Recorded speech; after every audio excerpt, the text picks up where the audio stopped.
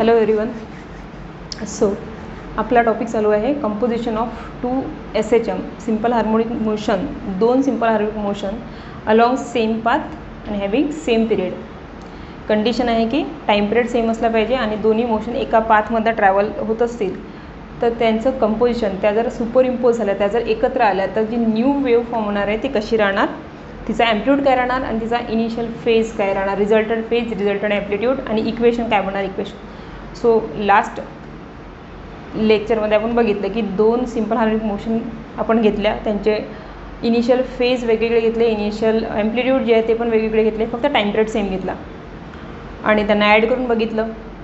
So जसं scalar क्वांटिटीची addition direct असते, वेक्टरचे आपण डायरेक्शन कन्सिडर करून मग त्यांना ॲड करतो आणि त्यासाठी वेगवेगळे रूल्स आहेत. तसं आता दोन वेव्स ॲड करण्यासाठी जो काही मेथड आहे ते मेथडने आपण लास्ट व्हिडिओमध्ये त्यांना ॲड केलं आणि फायनली आपलं इक्वेशन आलं होतं. जसं आपण फर्स्ट वेव्ह घेतली होती y1 = a1 sin ωt plus α1 आणि सेकंड वेव्ह घेतली होती a2 sin ωt प्लस α2. म्हणजे आपण त्यांचे ॲम्प्लिट्यूड वेगवेगळे घेतले, इनिशियल फेज वेगवेगळे घेतले, पण ωt सेम घेतले, म्हणजे टाईम पिरियड सेम घेतला आहे. आणि या दोन वेव्हची आपण ॲडिशन केली आणि रिझल्टंट वेव्ह जी आली आपली, जी काही मेथड आहे आपले a+b² फॉर्म्युला वगैरे अप्लाय केला, sin a+b फॉर्म्युला यूज केला आणि फायनली आपलं इक्वेशन आलं होतं r sin ωt plus del असं आपलं इक्वेशन आलं. तर हे जे इक्वेशन आलं सेम या फॉर्ममध्ये आलेलं आहे, सिंपल हार्मोनिक वेव्हच्या फॉर्ममध्ये आलेलं आहे. याच्यावरनं प्रूव्ह झाले की दोन सिंपल हार्मोनिक वेव्हचं सुपर इम्पोजिशन केलं, सुपरपोजिशन जर केलं, एकत्र जर केलं तर न्यू वेव्ह जी फॉर्म होते ती पण काय राहते, सिंपल हार्मोनिक वेव्ह राहते किंवा सिंपल हार्मोनिक मोशन ती परफॉर्म करते. पण आपल्याला हे नव्हतं माहीत की मग ही जी वेव्ह आहे हिचा जो हा ॲम्प्लिट्यूड आहे हा किती असेल, तो कसा कॅल्क्युलेट करायचा आणि रिझल्टंट फेज कसा कॅल्क्युलेट करायचा, कारण की where R is resultant amplitude आणि del is resultant phase. So ते कसे कॅल्क्युलेट करायचे ते आपल्याला या व्हिडिओमध्ये बघायचे आहेत. ठीक आहे. त्यासाठी दोन इक्वेशन आपण कन्सिडर केले होते, लेट केले होते, ते आठवत असेल तुम्हाला, ते लागणार आहेत आपल्याला दोन्ही इक्वेशनसाठी. हे इक्वेशन सॉल्व करत असताना एक आपण पुट केलं होतं r sin डेल, म्हणजेच काय तर a1 sin α1 plus a2 sin α2. याच्या जागी आपण टाकलं होतं r sin डेल आणि r cos डेल, हे पुट केलं होतं आपण a1 cos α1 plus a2 cos α2च्या जागी. तर हे दोन जे इक्वेशन आहे, इक्वेशन 1 आणि 2, हे इक्वेशन आपल्याला परत लागणार आहेत रिझल्टंट ॲम्प्लिट्यूड आणि रिझल्टंट फेज काढण्यासाठी. ठीक आहे. सो आता स्टार्ट करू आपण या डेरिवेशनचा नेक्स्ट पार्ट. म्हणजे हे पूर्ण एक कंप्लीट डेरिवेशन आहे, ते आपलं अर्धवटच झालं होतं, हे इथपर्यंत झालं होतं, पण हे कंप्लीट झालं. याच्यामध्ये आर आणि डेल काय असते ते बघायचं आहे आता, आणि तेव्हा हे कंप्लीट होणार. आणि तसंही न्यूमेरिकल येताना तुम्हाला रिझल्टंट ॲम्प्लिट्यूड काढायला येणार, रिझल्टंट फेज काढायला येणार.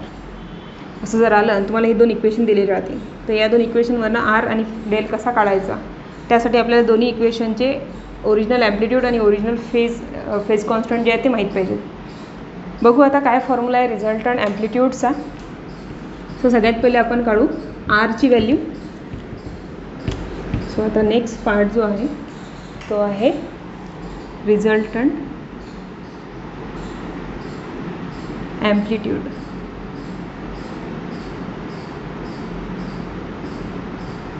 ठीक आहे. आणि रिझल्टंट ॲम्प्लिट्यूडसाठी आपल्याला दोन इक्वेशन लागणार आहेत ॲज वी नो, कारण की आपणच लेट केलेलं आहे. r sin del = a1 sin α1 plus a2 sin α2 आणि r cos del = a1 cos α1 plus a2 cos α2. हे मी परत यासाठी लिहित आहे, कंटिन्युएशनमध्ये तुम्हाला लिहायची गरज नाही आहे, तुम्ही फ्रॉम इक्वेशन 1 and 2 घेऊ शकता. तुम्ही याला जेही नावं दिली असतील, मला आता आठवत नाही आपण फर्स्ट व्हिडिओमध्ये, याच्या आधीच्या व्हिडिओमध्ये आपण याला काय नावं दिलेत, बहुतेक इक्वेशन 1 and 2 दिलं असेल किंवा AB असं काहीतरी असेल. सो हे जे इक्वेशन आहेत या दोन इक्वेशनचं काय केलं म्हणजे आपल्याला आर भेटेल, है ना. आर पाहिजे आपल्याला, म्हणजे आपल्याला हा डेल नको आहे, हा साइन आणि कॉस डेल नको आहे आपल्याला. तर काय केलं म्हणजे या दोन इक्वेशनचं काय केलं म्हणजे आपल्याला आर मिळेल. काय करू शकतो आपण, तर आपल्याला माहीत आहे sine square theta plus cos square theta is equal to 1. म्हणजे या दोघांचे स्क्वेअर जर केले आणि ॲड केले तर हे दोघं 1 होऊन जातात आणि आपल्याकडे काय राहते आर. म्हणून जर तुम्हाला रिझल्टंट ॲम्प्लिट्यूड पाहिजे असेल तर हे जे दोन इक्वेशन आहेत यांना स्क्वेअरिंग आणि ॲडिंग करायचं. By squaring and adding equation 1 and 2 काय होईल मग बघा करून. R square sine square del plus r square cos square del is equal to, आता यांना जर ॲड केलं तर इकडच्या साईडला पण ॲड करावं लागेल, स्क्वेअरिंग करावं लागेल. So A1 sine alpha 1 plus A2 sine alpha 2 whole square plus A1 cos alpha 1 plus A2 cos alpha 2 whole square. इथं मिस्टेक नका करू, एकाला स्क्वेअर नका लिहू. हे टोटल क्वांटिटी आहे, टोटल क्वांटिटी, आणि या क्वांटिटीमध्ये ही क्वांटिटी ॲड करायची आहे. त्यामुळे फर्स्ट क्वांटिटीचा स्क्वेअर प्लस सेकंड क्वांटिटीचा स्क्वेअर करायचा आहे. म्हणजे आपल्याला A प्लस बी होल स्क्वेअरचा फॉर्म्युला परत लागणार आहे. आता इथं काय कॉमन येते तर दोघांकडे काय आहे आर कॉमन आहे, आर स्क्वेअर कॉमन आहे. आर स्क्वेअर कॉमन काढला इथं येणार sine square del plus cos square del, sine square theta plus cos square theta हे सगळ्यांना माहीत आहे. Sine square theta plus cos square theta is equal to 1. म्हणजे आर स्क्वेअर राहणार, त्याचा स्क्वेअर रूट केला की आर मिळणार रिझल्ट नाही. सो इकडे बघा, इकडे आपल्याला A प्लस बी हा टोटल आपला A आहे समजा आणि हा टोटल B आहे असं समजून चला. आणि आपल्याला यूज करायचं आहे इथं A प्लस बी होल स्क्वेअरचा फॉर्म्युला. काय होणार मग A प्लस बी होल स्क्वेअरचा फॉर्म्युला, फर्स्ट क्वांटिटीचा स्क्वेअर प्लस सेकंड क्वांटिटीचा square plus 2 into first into second quantity असाच असते ना. A प्लस बी होल स्क्वेअरचा formula A square plus B square plus twice AB. तर हे आहे आपली A आणि हे आहे B. तर पहिले या क्वांटिटीचा स्क्वेअर करू. A1 square sine square alpha 1 हा झाला फर्स्ट A स्क्वेअर. आता B स्क्वेअर करू plus A2 square sine square alpha 2 झाला A square plus B square. आता ट्वाईस AB म्हणजे 2नी या दोन्ही क्वांटिटीला multiply plus 2 into A1 sine alpha 1 झालं 2 into first quantity into second quantity A2 sine alpha 2. हा झाला फक्त फर्स्ट ब्रॅकेटचा स्क्वेअर. सिमिलरली सेकंड ब्रॅकेटचा स्क्वेअर करू, सेम असंच, ते प्लसला आहे म्हणून प्लस फर्स्ट क्वांटिटीचा स्क्वेअर. आता इथं पण ही क्वांटिटी म्हणजे आपला A आहे आणि ही क्वांटिटी म्हणजे काय आहे B. तर A plus B whole square, तर Aचा स्क्वेअर करा म्हणजे A1 square cos square alpha 1 plus A2 square cos square alpha 2 plus 2 into AB म्हणजे 2 into A1 cos alpha 1 into A2 cos alpha 2. तुम्ही याला असं लिहू शकता किंवा A1 A2 जवळजवळ लिहू शकता, कॉस अल्फा 1 कॉस अल्फा 2 जवळजवळ लिहू शकता. ठीक आहे. आता बघा हे सगळे ॲडिशनला आहेत, सगळे ॲडिशनला आहेत. तर हे ब्रॅकेट नाही लिहिले तरी चालतील, मायनस साईन असतं तर ठीक आहे ब्रॅकेट लिहावं लागतील. ब्रॅकेट नाही लिहिले तरी चालतील. जर आपण यांचे ब्रॅकेट खोलून टाकले तर यांच्यामधनं आपण काही गोष्टी कॉमन काढू शकतो. ठीक आहे. मी सध्या ब्रॅकेट राहू देते, पण तरी ह्या सगळ्या क्वांटिटी एकमेकांना ॲडिशनला आहेत. तर ॲडिशनला जर आहेत तर बघा कोणत्या कोणत्या क्वांटिटी सेम आहेत. तर बघा ही जी क्वांटिटी आहे A1 square sine square alpha 1 याला सिमिलर क्वांटिटी आहे A1 square cos square alpha 1. ही क्वांटिटी आणि ही क्वांटिटी या दोघांमधनं मी कॉमन घेऊ शकते A1 स्क्वेअर.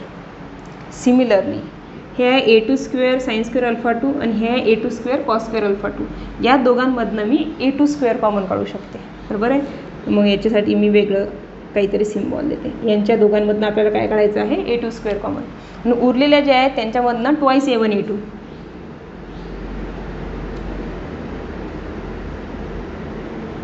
है ना. ह्या वरच्या आणि खालच्या या दोन क्वांटिटीमधनं आपण ट्वाईस A1 A2 कॉमन काढू शकतो. ठीक आहे. जे कॉमन निघते ते कॉमन काढू, उरलेलं ब्रॅकेटमध्ये टाकू. इकडे काय होणार नाही, इकडे तर हे झालं 1 sine square theta plus cos square theta is equal to 1. So इकडे राहणार फक्त आर स्क्वेअर. इकडे पहा आता या क्वांटिटीमधनं ज्याच्याखाली मी एक एक लाईन लिहिली त्याच्यामधनं मी A1 स्क्वेअर कॉमन काढणार. तर आतमध्ये राहते sine square alpha 1 plus cos square alpha 1, बरोबर आहे. आणि काय होते sine square alpha 1 plus cos square alpha 1 is equal to 1. Similarly इकडे बघा, या जे झिगझॅगवाली लाईन जी आहे त्याच्यामधनं मी ए टू स्क्वेअर कॉमन काढणार आहे. सो प्लसमध्ये ए टू स्क्वेअर कॉमन आला, आतमध्ये राहणार साइन स्क्वेअर अल्फा 2 आणि इथं कॉस स्क्वेअर अल्फा 2, मध्ये काय आहे प्लस. तर sine square alpha 2 plus cos square alpha 2, परत sine square theta plus cos square theta is equal to, याची व्हॅल्यू काय होऊन जाते 1. प्लस बघा आता काय आहे, या दोघांमधनं जर मी ट्वाईस A1 A2 आणि खालून पण ट्वाईस A1 A2 कॉमन काढलं तर काय राहते, इथं प्लस ट्वाईस A1 A2 आले कॉमन, तर ब्रॅकेटमध्ये काय राहते पहा, किंवा मी खाली लिहिते,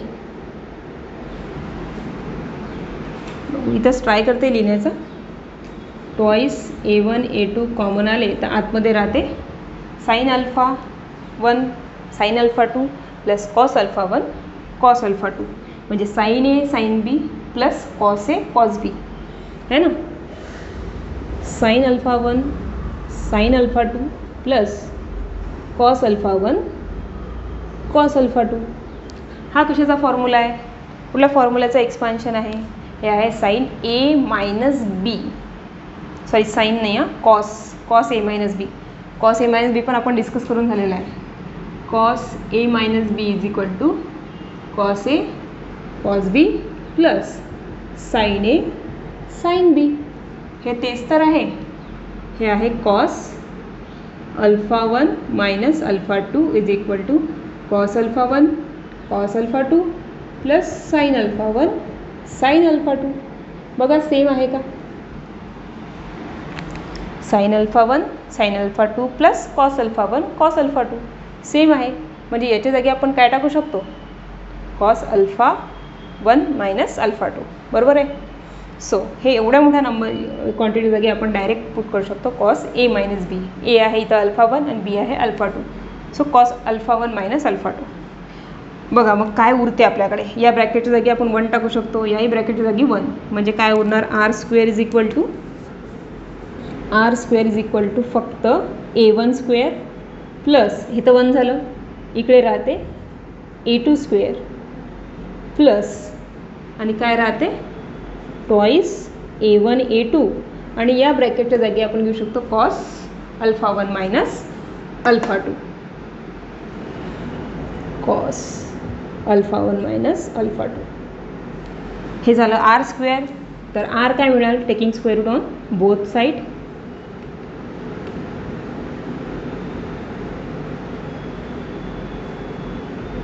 बघा तुम्हाला आठवण झाली का कशाची तरी, जर तुमचं 11 क्लासचे टॉपिक्स जर क्लिअर असतील तर इथं पण आपल्याला रिझल्टंटचा फॉर्म्युला मिळाला, R is equal to under रूटमध्ये A1 square plus A2 square plus twice A1 A2 cos alpha 1 minus alpha 2.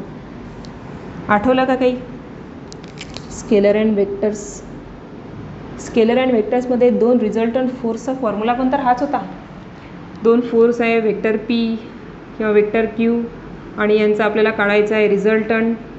तर आपण आर इज इक्वल टू घेत होतो under root P square plus Q square plus twice P Q cos theta. But theta is the phase difference, अँगलचा difference. Difference म्हणजे काय, subtraction. हे alpha 1 minus alpha 2, बरोबर आहे ना. सो तोच तर फॉर्म्युला मिळाला आपल्याला रिझल्टंटचा. फक्त आता पी क्यूच्या जागी आपल्याला A1 A2 आहेत. सो आपला फॉर्म्युला झाला आहे R is equal to under root P स्क्वेअरच्या जागी आहे आपलं A1 स्क्वेअर, क्यूच्या जागी A2 स्क्वेअर, ट्वाईस पी क्यूच्या जागी ट्वाईस A1 A2, कॉस थिटाच्या जागी cos alpha 1 minus alpha 2, where alpha 1 alpha 2 is the phase difference between 2 given waves. ज्या 2 waves दिल्या होत्या त्यातला पहिल्याचा फेज कॉन्स्टंट अल्फा 1, दुसऱ्याचा फेज कॉन्स्टंट अल्फा 2, तर त्या दोघांमधला डिफरन्स सबट्रॅक्शन.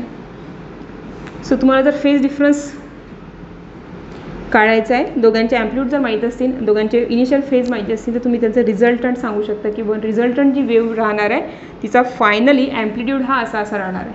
आणि तो काढण्यासाठी तुम्हाला हा फॉर्म्युला यूजफुल आहे. आणि कसा आला फॉर्म्युला, तर हे जे आपण लेट केले होते दोन इक्वेशन्स,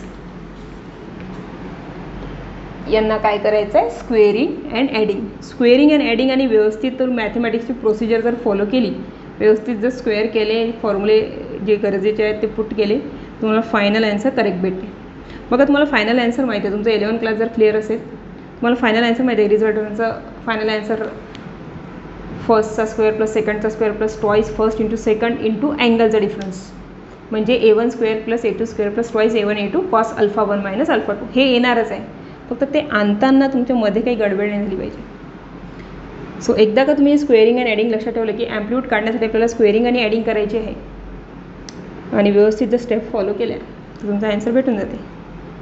सो हा आहे रिझल्टंट ॲम्प्लिट्यूडचा फॉर्म्युला आणि ही आहे तो फॉर्म्युला आणण्यासाठी एक्सप्रेशन. सो एक्सप्रेशन पाठ नका करू, व्यवस्थित बघा, काहीच याच्यामध्ये कठीण नाही आहे. एक एक स्टेप पुढे पुढे करत राहायचं, तुम्हाला फायनल ॲन्सर भेटून जाते. ठीक आहे. सो कालचं एक्सप्रेशन प्लस रिझल्टंट ॲम्प्लिट्यूड आणि याच्या पुढे येणाऱ्या रिझल्टंट फेज म्हणजे डेल जो आहे तो डेल कसा कॅल्क्युलेट करायचा ते तर फार सोपं आहे. सो इथपर्यंत समजलं असेल. हे बघा, समजलं नसेल तर तुम्ही हा व्हिडिओ परत बघा, पॉज करत करत बघा आणि नंतर पूर्ण बघितल्यानंतर समजलं तुम्हाला व्यवस्थित याला न पाहता लिहून बघा. न पाहता एकदा लिहिता आलं तुम्हाला की तुम्हाला त्याची प्रॅक्टिस करायची गरज नाही आहे. एकदा न पाहता लिहून काढा फक्त. पण जोपर्यंत तुम्हाला न पाहता लिहून काढता येत नाही तोपर्यंत याला बघत राहा, समजून घेत राहा.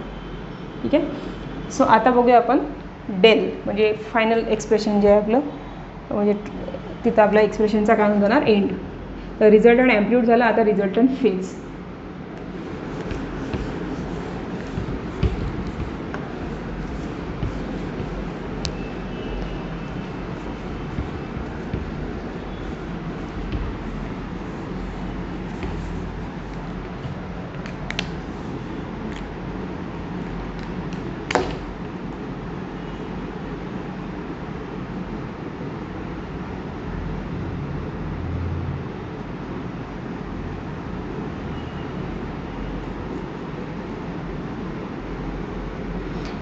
परत तेच आपले equations as we know, R cos del किंवा R sine del is equal to A1 sine alpha 1 plus A2 sine alpha 2 आणि R cos del is equal to A1 cos alpha 1 plus A2 cos alpha 2. Equation 1 equation 2 तेच आपले original equations. आता यांना काय केलं म्हणजे R गायब होणार आणि डेल राहणार. पहिल्या इक्वेशनमध्ये आपल्याला आर हवा होता, तर डेल गायब करण्यासाठी आपण स्क्वेअरिंग अँड ॲडिंग केलं. आता आपल्याला आर गायब करायचं आहे, डेल हवा आहे. काय करू शकता याचं, तर मॅम याला डिवाईड करा, आर आर काय होऊन जातील, कॅन्सल होतील. तेच करायचं आहे.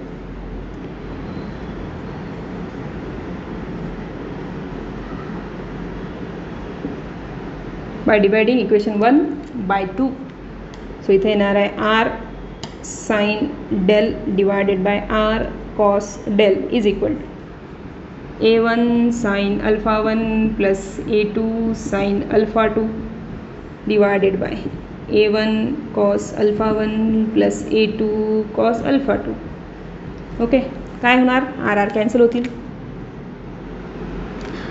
काय राहणार, sine del upon cos del. आपल्याला फक्त डेल हवा आहे. साइन अपॉन कॉस काय होते, टॅन. तर तुम्ही इथं घेऊ शकता tan of del is equal to same A1 sine alpha 1 plus A2 sine alpha 2 divided by A1 cos alpha 1 plus A2 cos alpha 2. मग आपल्याला फक्त डेल हवा आहे, तर डेल इज इक्वल टू काय, टॅनला तिकडे पाठवा. Tan inverse of A1 sine alpha 1 plus A2 sine alpha 2 divided by A2 sine alpha 1 cos plus A1 cos alpha 1 plus A2 cos alpha 2. इकडे काहीच नाही करायचं, हे असंच असं खाली घेत राहायचं. इथं फक्त r r cancel, sine upon cos is equal to tan आणि टॅन तिकडे, तर टॅनचा काय होऊन जाते, इनवर्स. तर हा भेटला तुम्हाला रिझल्टंट फेजचा फॉर्म्युला. सिम्पल आहे ना, रिझल्टंट फेज झालं. आता रिझल्टंट फेज काढण्यासाठी तुम्हाला काय पाहिजे, तर तुम्हाला फक्त initial phase difference, initial phase constant माहीत पाहिजे, फर्स्ट वेवचा काय आहे, सेकंडचा काय आहे, आणि दोन्ही वेवचे ॲम्प्लिट्यूड माहीत पाहिजे, A1 काय आणि A2 काय. बस तेवढं माहीत असेल, ते दिलेलंच राहणार तुम्हाला दोन वेव्स. तर ते अल्फा आणि अल्फा 1 अल्फा 2च्या व्हॅल्यू टाकायच्या, A1 A2च्या व्हॅल्यू टाकायच्या, ज्या काय व्हॅल्यू असतात त्या पुट करायच्या, कॅल्क्युलेट करायचं, ब्रॅकेट सॉल्व करायचं, आणि त्याचं इन्व्हर्स, टॅन इन्व्हर्स तुम्हाला काय भेटून जाते, resultant phase. New wave form होणार, तिचा अँगल माहीत पडेल. सो हे आहे रिझल्टंट फेज. ओके, इथे तुमचं एक्सप्रेशन कंप्लीट झालं. पण यातही काय काही स्पेशल केस आहे. आता स्पेशल केस काय आहेत, तर दोन्ही रिझल्टंट ॲम्प्लिट्यूड काय राहणार, फेज जर एवढा असेल, फेज डिफरन्स जर असा असेल, तर वेवचा ॲम्प्लिट्यूड काय असेल. तर इथपर्यंत समजलं असेल तुम्हाला. बघा, पहिले आहे की दोन वेवचं कंपोजिशन केल्यानंतर, सुपरपोजिशन केल्यानंतर न्यू वेव ही काय राहणार, तर ती SHM राहते, R sin omega t plus del. त्यानंतर मग R काय आहे, तर रिझल्टंट ॲम्प्लिट्यूड, त्याचं एक्सप्रेशन. नंतर डेल काय आहे, तर रिझल्टंट फेज आणि त्याचं एक्सप्रेशन. इथपर्यंत झालं आहे. आता स्पेशल केस आपल्याला असं लक्षात आलं आहे की R काढायचा असो की डेल काढायचा असो, आपल्याला दोघांचे ॲम्प्लिट्यूड माहीत पाहिजे आणि दोघांचा मधला फेज डिफरन्स माहीत पाहिजे. बरोबर आहे. तर मग त्यांनी जर म्हटलं की इफ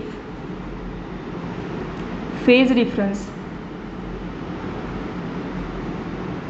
म्हणजेच alpha 1 minus alpha 2 is equal to 0 degree,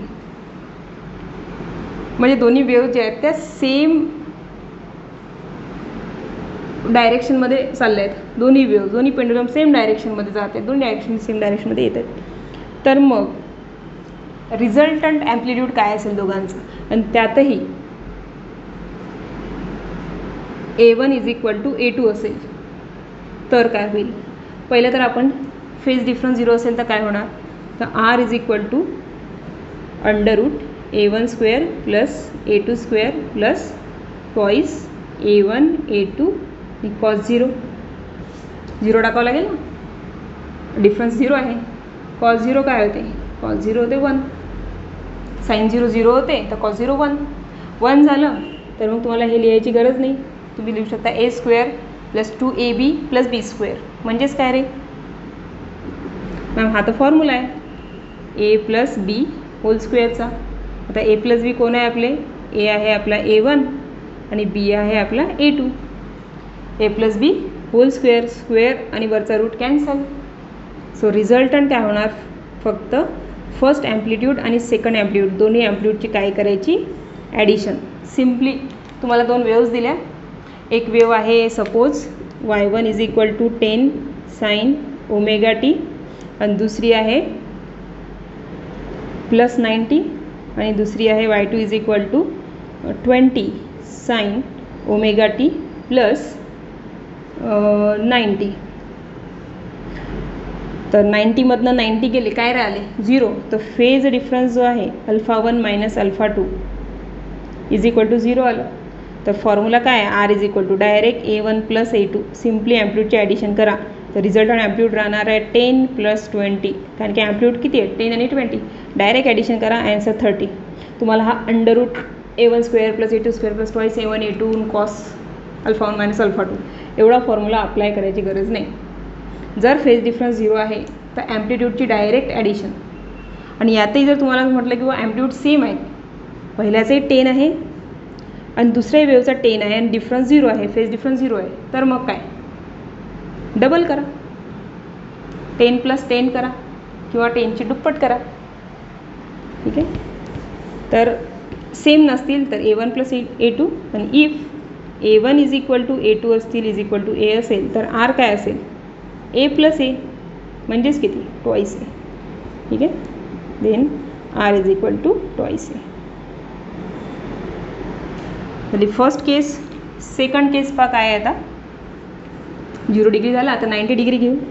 if phase difference alpha 1 minus alpha 2 is equal to 90 degree, म्हणजे π/2 रेडियन. मग R इज इक्वल टू काय, under root A1 square plus A2 square plus twice A1 A2 cos 90. काय असते रे cos 90? Cos 90 तर 0 असते. मग 0 आहे तर 0 कोणाकोणाला मल्टिप्लायला आहेत? A2ला आहे, A1ला आहे आणि 2ला आहे. म्हणजे ही टोटल क्वांटिटी काय होऊन जाते? 0. काय राहते मग? A1 square plus A2 square. हे सगळं आपलं 11th झालेलं आहे, सगळ्या केस झालेल्या आहेत. So A1 square plus A2 square, बरोबर आहे. कारण की 0 आहे ना, कॉस 90 0 आहे तर 0 हे 0 मल्टिप्लायला इथपर्यंत हे सगळं 0 होऊन जाते. मग हे दोघं राहतात फक्त. आणि त्यातही जर तुम्हाला म्हटलं किंवा A1 A2 सेम आहेत, if A1 is equal to A2 is equal to A same आहे तर मग 1 2 घ्यायची गरज नाही, एच घेऊ शकतो. तर मग आर काय होणार? तर R is equal to under root A square plus A square. म्हणजेच काय रे? A square plus A square twice A square. मग या एचा स्क्वेअर रूट कॅन्सल, तर इथं येते √2 टाइम्स ऑफ A. रिझल्टंट काय होणार? Direct √2 times of A. तुम्हाला जर म्हटलं की बाबा दोन्ही वेव्हचे ॲम्प्लिट्यूड 10-10 आहेत आणि दोघांमध्ये अँगल 90चा डिफरन्स आहे, तर 10-10 आहे म्हणजे सेम आहे, तर तुम्हाला फायनल रिझल्टंट काय होणार? तर √2 टाइम्स ऑफ 10, √2 × 10 डायरेक्ट करू शकता. आणि थर्ड केस पहा काय आहे आता. थर्ड केस 3.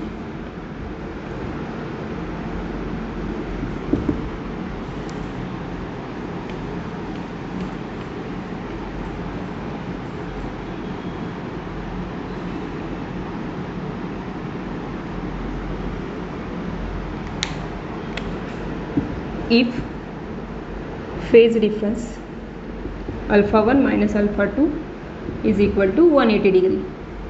परत r is equal to under root A1 square plus A2 square plus twice A1 A2 cos 180.